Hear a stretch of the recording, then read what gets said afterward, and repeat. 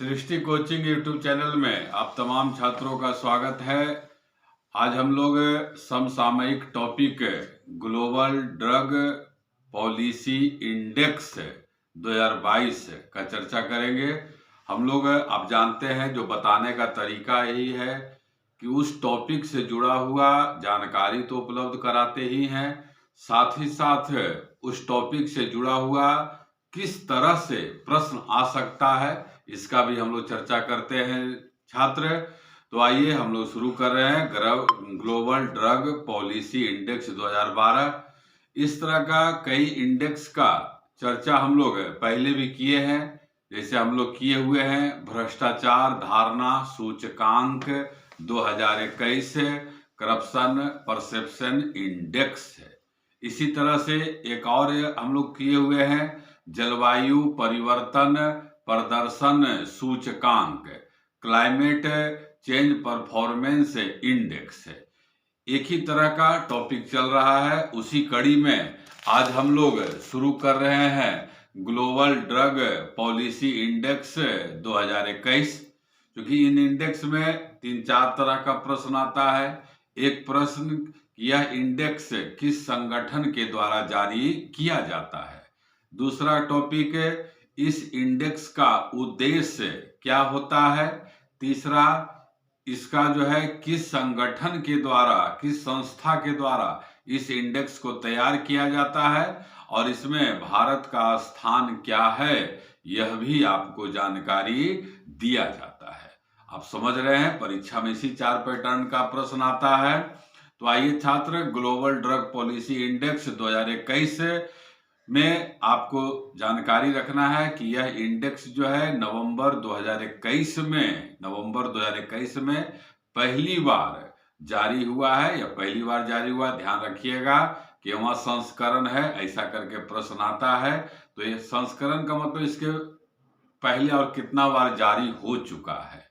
तो यह पहला संस्करण है। दूसरा आपको याद कर लेना है कि यह जो इंडेक्स है किस संगठन के द्वारा जारी किया जाता है। तो उस संगठन का नाम क्या है, harm reduction consortium. Harm reduction consortium द्वारा जो है यह जारी किया जाता है। और यह इसमें विश्व के 30 देश का सूची तैयार किया गया है और उन 30 देश का सूची में भारत का स्थान आप याद रखिएगा, बहुत महत्वपूर्ण है, 18वां स्थान है। 30 देश में भारत का स्थान जो है 18 है।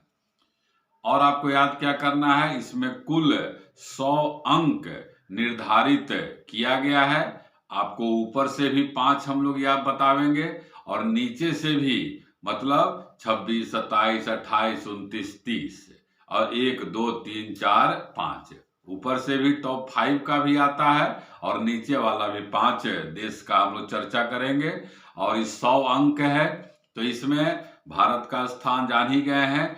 46 अंक प्राप्त करके जो है, मतलब 46/100, 100 में 46 अंक प्राप्त करके भारत जो है केवां स्थान पर है, 18वां स्थान पर है।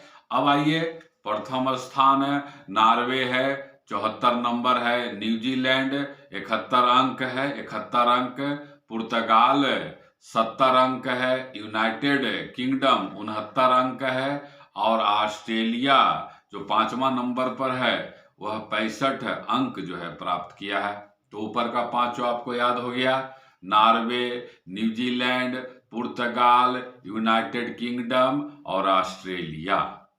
अब नीचे का जो 5 है उसको भी आपको याद कर लेना है कि 26वां स्थान पर मैक्सिको है, 27वां पर केन्या, 28वां पर इंडोनेशिया, 29वां पर युगांडा और 30वां नंबर पर ब्राजील है।